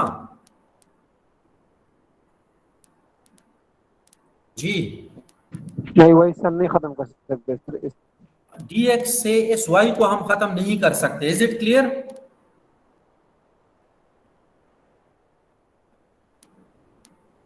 dx के साथ सिर्फ फंक्शन ऑफ x अगर हो और dy के साथ सिर्फ फंक्शन ऑफ y हो तो वो सेपरेबल होता है। सो dx के साथ यहाँ पे फंक्शन ऑफ x y है, not only function of x। Is it clear? Yes, sir.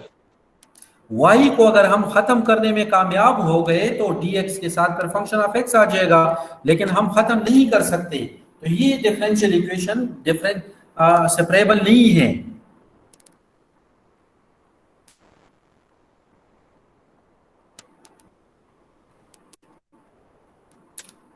अच्छा जी, जब अब आप देखें, अब आप देखें अगर हम इस x की जगह अगर कोई डिफरेंशियल इक्वेशन सेपरेबल है तो उसको आप इंटीग्रेट कर सकते हैं, अगर वो सेपरेबल नहीं है तो आप इंटीग्रेट नहीं कर सकते। ये सुन ले मेरी बात, जब तक वेरिएबल्स आप सेपरेट ना करें तब तक आप इंटीग्रेट नहीं कर सकते। तो हम एग्जांपल पे जा रहे हैं, ये देखिए, दिस इज फर्स्ट एग्जांपल 1। ये देखिए dy dash is equal to 1 plus y square, इसको dy by d x is equal to 1 plus y square लिख सकते हैं। अगर dy की तरफ हम y 1 प्लस वाई स्क्वायर ले आए और dx उस साइड पे ले जाए तो ये सेपरेबल है।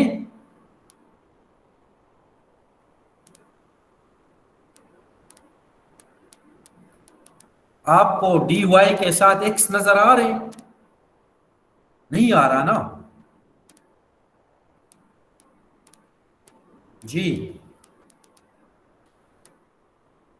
हेलो जी, हेलो। यस सर बिल्कुल। dy के साथ x नजर आ रहे? नहीं आ रहा। आपको dx के साथ y कहीं पे नजर आ रहे? नहीं आ रहा, तो ये सेपरेबल हुआ ना? यस जी, सर। sir. अच्छा, अगर सेपरेबल है तो फिर आप इंटीग्रेट कर सकते हैं, जब तक आप सेपरेट ना करें आप इंटीग्रेट नहीं कर सकते। ये मेरी बात सुन ले। तो आप इंटीग्रेट करें, इंटीग्रेशन के बाद क्या बनेगा? इंटीग्रेशन के बाद आपको इसका टेंजेंट इनवर्स y नहीं होगा, 1 ओवर 1 प्लस वाई स्क्वायर का टेंजेंट इनवर्स y होगा और 1 का x होगा plus constant of integral c होगा। Is it clear? Yes, sir. Yes, sir. Yes sir. इसको y is equal to tangent x plus c लिख सकते हैं। Yes, sir. Yes sir. So ये क्या है? ये एक फंक्शन है ना, इस डिफरेंशियल इक्वेशन का सॉल्यूशन एक फंक्शन आया। नेक्स्ट एग्जांपल, ये देखिए y dash is equal to x plus 1 e power minus x y square. y dash को हम dy by d x is equal to x plus 1 e power minus x y square लिख सकते हैं। अच्छा जी, अब dy की तरफ ये y स्क्वायर लेके आए और ये dx जो है इन दोनों टर्म्स की तरफ ले जाए। अब आप देखिए ये सेपरेबल हैं? जी सर। dx के साथ आपको y नजर आ रहा है? सेपरेबल है इंटीग्रेशन। यस, dx के साथ y नजर नहीं आ रहा, सो दिस इज सेपरेबल। dy के साथ x नजर नहीं आ रहा, सो दिस इज सेपरेबल। अगर ये सेपरेबल ना होता तो हम इंटीग्रेट नहीं कर सकते थे।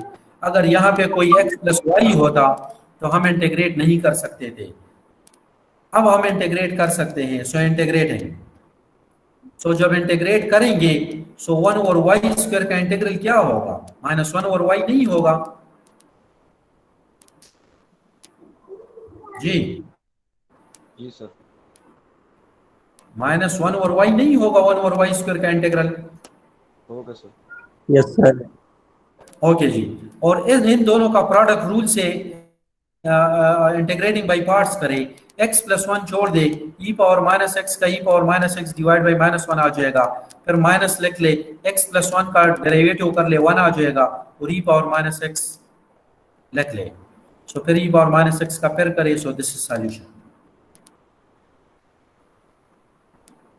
This is third example, this is third example, ये देखें y dash is equal to -2xy, और इनिशियल कंडीशन भी गिवन है जिसको हम लास्ट में यूज करेंगे। सो y डैश को dy बाई dx हम लिख सकते हैं is equal to -2xy, dy की तरफ y लेके आए और -2x की तरफ dx लेके जाए, ये सेपरेबल हैं? जी सर, सेपरेबल। यस सर, कर सकते हैं। इंटीग्रेटिंग, सो इंटीग्रेट जब करेंगे तो क्या मिलेगा, इधर से 1 ओवर वाई डी वाई आ जाएगा -2, सो 1 ओवर वाई का log y आ जाएगा, और x का x स्क्वायर बाई 2 आ जाएगा, plus constant of integral c1।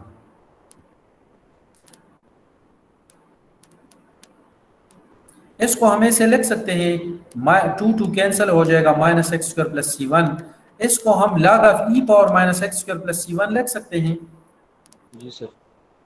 जी।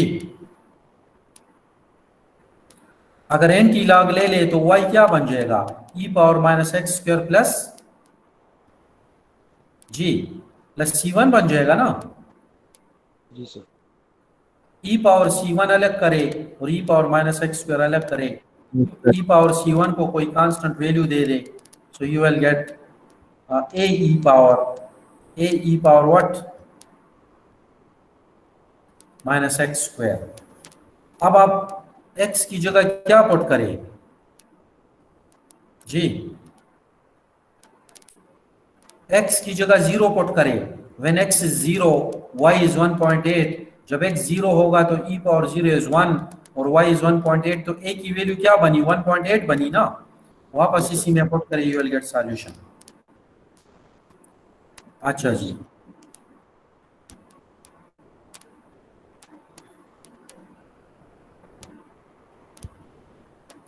ये ऑलरेडी मैं कर चुका हूँ, इसलिए मैं दोबारा नहीं रिपीट कर रहा।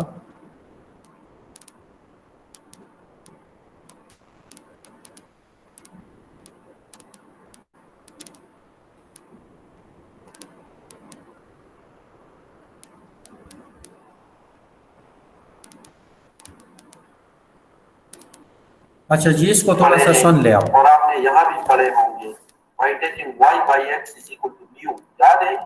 अच्छा, ये हम नेक्स्ट मेथड कर रहे हैं, reduce to separable differential equation.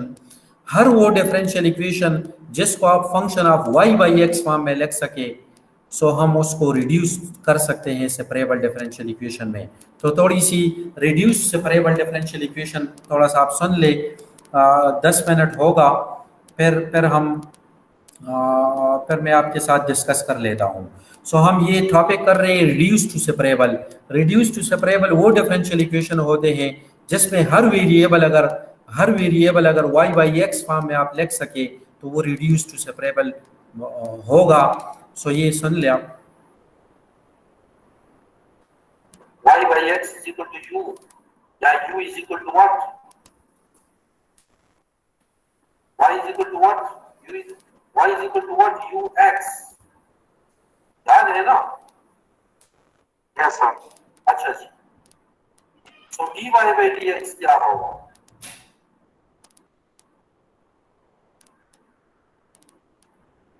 Ji u x du by dx, is that clear? yes sir। so वो डिफरेंशियल इक्वेशन जिसमें आप y डैश को function of y by x form में लिख सके, सपोज मैं एग्जांपल दे रहा हूँ, y dash is equal to x plus y,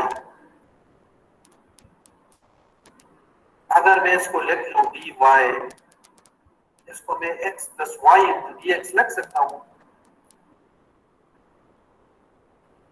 dx लिख सकते हैं। Yes sir. s से y अगर आप कॉमन करेंगे तो ये सेपरेबल नहीं है ना? No sir. नहीं। अगर हम इसको a से लिखें dy by dx equal to, अगर इससे मैं y कॉमन कर लूं तो क्या बन जाएगा? x by y। x common कर लेते हैं, x कॉमन करें तो 1 प्लस y by x। सो ये जहां पे भी वेरिएबल आ जाए वो सारे वेरिएबल अगर y by x फॉर्म में हुए तो वो डिफरेंशियल इक्वेशन सेपरेबल में कन्वर्ट हो सकता है इस प्रोसीजर से।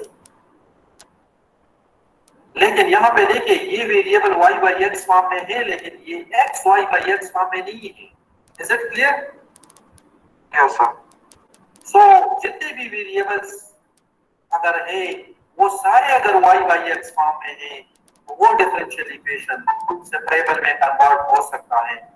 मैं एक एग्जांपल देने लगा हूं, अगर मैं इसको x स्क्वायर कर लूं, इसको xy कर लूं, इसको x स्क्वायर कर लूं, चलिए इसको चेक करते हैं। इसको dy by dx equal to, अगर मैं इसको xy plus y square divided by x square लिख सकते हैं जी।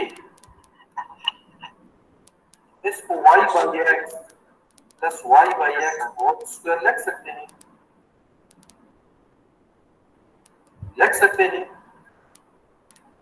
Yes sir. सो y का डेरिवेटिव किस फॉर्म में है? इसको मैं gy by x लिख सकता हूँ, gy by x। तो इट मींस कि अब इस फंक्शन में y अगर इन्वॉल्व है, वेरिएबल अगर इन्वॉल्व है तो वो y by x फॉर्म में है। Yes sir. अगर इसमें यहाँ पे कोई x प्लस होता तो फिर ये x तो y by x फॉर्म में नहीं है ना? Yes sir. तो फिर ये इसको हम सेपरेबल में कन्वर्ट नहीं कर सकते थे। तो वो डेरिवेटिव, वो डिफरेंशियल इक्वेशन जिसमें डेरिवेटिव के राइट साइड पे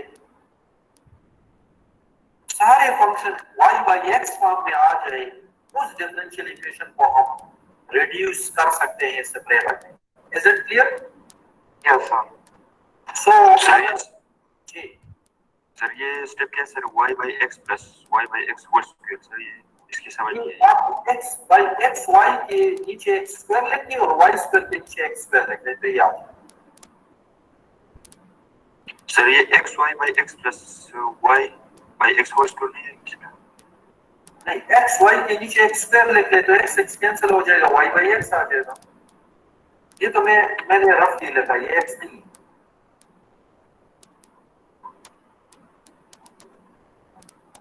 ठीक है?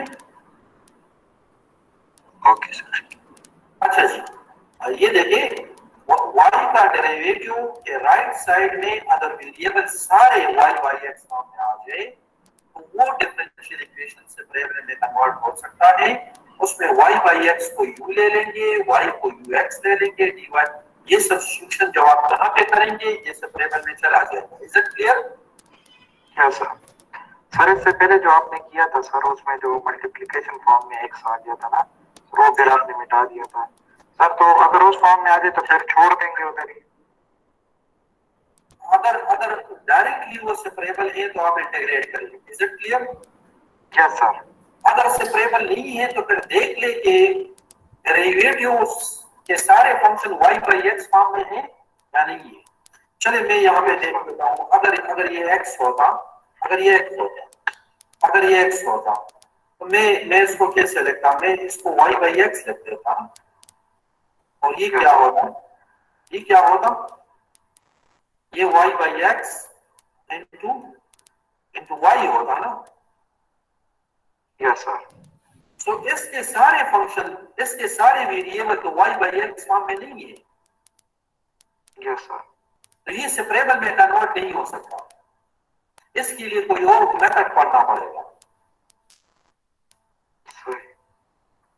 ठीक है जी। Yes sir.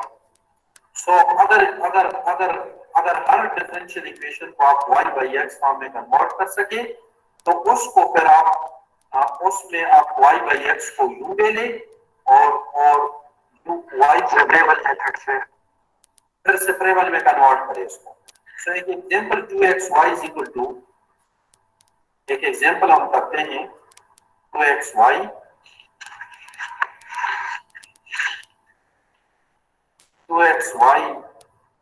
y dash equal to y square minus x square. Is it clear? इसमें dy by dx जो है, अच्छा पहले ये देखिए सेपरेबल से हो जाएगा ये,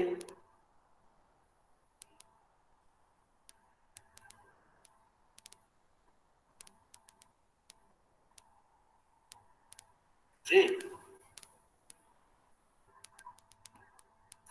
जब भी आपके पास x square minus y square या एक्स माइनस वाई या एक्स प्लस वाई आ जाए उसको आप सेपरेट नहीं कर सकते। Note this point. एक्स लिख सकता हूं इसको। Yes sir. सो अब देखिए वाई जहां पे वेरिएबल इन्वॉल्व है राइट साइड में, ये आप थोड़ा सा देख ले, मैंने इसको 2xy पे डिवाइड किया तो मेरे पास dy by d x is equal to y square minus x square by 2xy आया। अब मैं 2xy इसके नीचे भी लिख रहा हूँ, वाई स्क्वायर के नीचे एक्स स्क्वायर के नीचे भी। सो मेरे पास ये 1/2y by x minus x by y लिया आ जाएगा। मेरे ख्याल में यहाँ पे 2 भी आ रहे हैं, इसको आप लिख ले। dy by d x is equal to 1/2y by x and minus 1/x by y को मैं नेक्स्ट स्टेप में 1/y बाई एक्स लिख लूंगा। तो लेफ्ट साइड में सारे variable y by x form में आ गए ना जी। जी हेलो, सर आ गए। अच्छा ये हम आइए वो सारे y बाई एक्स फॉर्म में है। Exactly sir. सो ये सेपरेबल में कन्वर्ट हो सकता है, तो कैसे करेंगे? लेट y पुट कर लेंगे y by x is equal to u। सो y किसके इक्वल होगा? ux होगा। y डैश क्या होगा? y dash means dy by dx। जब आपको याद होना चाहिए u plus x du by dx। So इन वैल्यूज को इस इक्वेशन 1 में पुट करें। दिस इज इक्वेशन 1 implies, जी लेफ्ट साइड में क्या पुट करेंगे? u plus x du by dx which is equal to g 1/2 u. Is it clear? This will become u minus this will become 1/u. Is it clear? Yes sir. 1/u. अब आप ऐसे करें, क्या इसका terms को separate करें। du by dx, इसको मैं ऐसे लिख सकता हूं 2u और u स्क्वायर माइनस 2 लिख सकता हूं, u स्क्वायर माइनस 2 जी। Yes sir. Yes sir. Minus u, ये वाला माइनस यू साइड पे ले जाए। अब आप एलसीएम ले लें जी, 2u एलसीएम ले लेंगे ना। So u square minus 2 u square. Is it clear? Yes sir. जी ये क्या बन जाएगा, x du by dx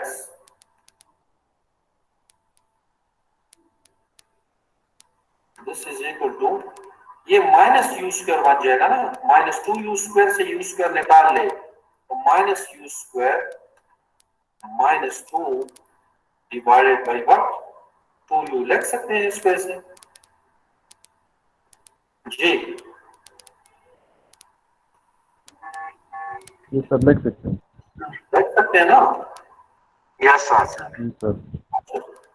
अब आप क्या करें, u वाले टर्म्स 2u डिवाइडेड बाई इसको u स्क्वायर प्लस 2 करें और माइनस चले उधर छोड़ दें तो minus dx divide by x लिख सकते हैं इससे जी। Yes sir. Yes sir. अब तो वेरिएबल सेपरेटेड नहीं है, सेपरेटेड है सर, सो ये सेपरेबल में कन्वर्ट हो गया। अब आप इंटीग्रेट कर सकते हैं, this equation is separable differential equation. अगर ये सेपरेबल है तो इसको अब आप इंटीग्रेट कर सकते हैं, 2u divided by u square plus 2 which is equal to minus 1 over x into dx. Is it clear? Yes sir. So अब आप इंटीग्रेट करें, सो u स्क्वायर का डेरिवेटिव 2u नहीं होता तो नीचे वाले फंक्शन का डेरिवेटिव अगर ऊपर मौजूद है इससे log of u square plus 2 लिख लेंगे, इससे माइनस log ऑफ x लिख लेंगे। अगर log की तादाद क्वेश्चन में ज्यादा है तो c को भी log c लिख सकते हैं, ये जानते हैं ना? Yes sir. अच्छा जी, इसको log of c divided by x लिख सकते हैं।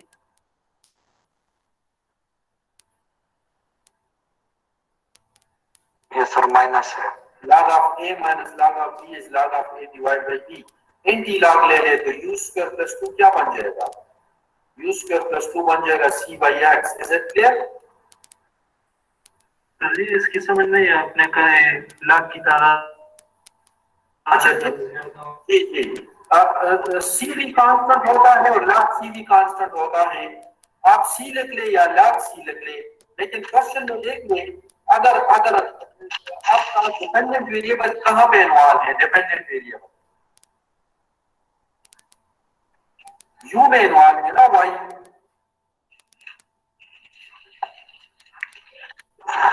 इन्वॉल्व है, डिपेंडेंट वेरिएबल आपका u में इन्वॉल्व है, तो अगर वहां पे log इन्वॉल्व है तो c को भी log c लगे, क्योंकि मुझे log हटाना पड़ेगा ना।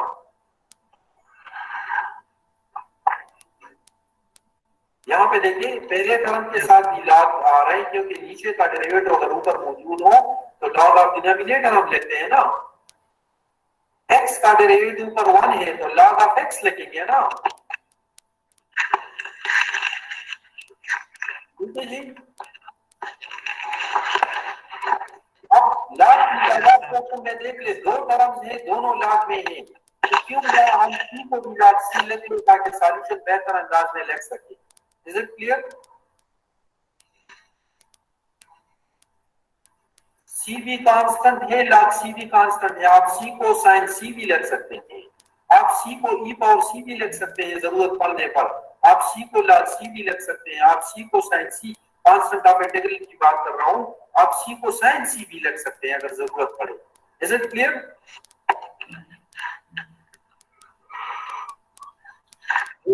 Yes sir. अच्छा जी, अब u की वैल्यू क्या थी, ओरिजिनल वैल्यू जहां पे हमने रिप्लेसमेंट की थी y by x नहीं थी, y by x थी। Yes sir. तो y square by x square लिख सकते हैं plus 2 equal to cx c by x जी। इसको एलसीएम अगर लेंगे तो 2x square plus y square equal to ये x स्क्वायर जो एलसीएम में नीचे था वो ऊपर जाके cx स्क्वायर बाई x बनेगा ना, वो cx बन जाएगा। Is it clear? अच्छा जी, ये उसका सॉल्यूशन बन गया। अब आप एक्सरसाइज के क्वेश्चंस नोट करें, क्वेश्चन एग्जाम्पल्स 1 2 3 ये तो हमने कर लिए। एग्जाम्पल 4 हमने पहले किया था। Example 4 and example 8 sorry example 4 example 5 भी है। एग्जाम्पल 1 to 5, एग्जाम्पल 8 और question 1 to 15 sorry 1 to 17 exercise 1.4 की मैं बात कर रहा हूँ। Exercise 1.4 sorry 1.3 exercise 1.3 question number 2 to question number 17. This is your homework.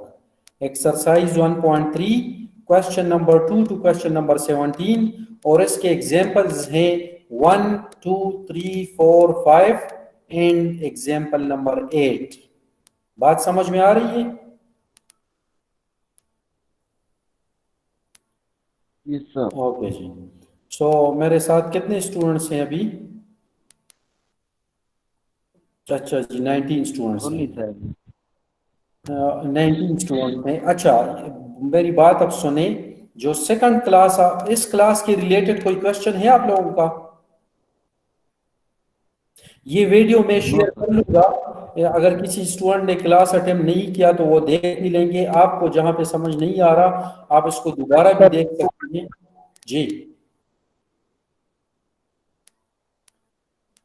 Ji Shahab Hussain. Sir इसका नेट का मसला है, वो आपको बता रहे हैं सर। अच्छा चले, वो मैं वीडियो अपलोड कर लूंगा। मैं रिकॉर्डिंग स्टॉप कर रहा हूँ।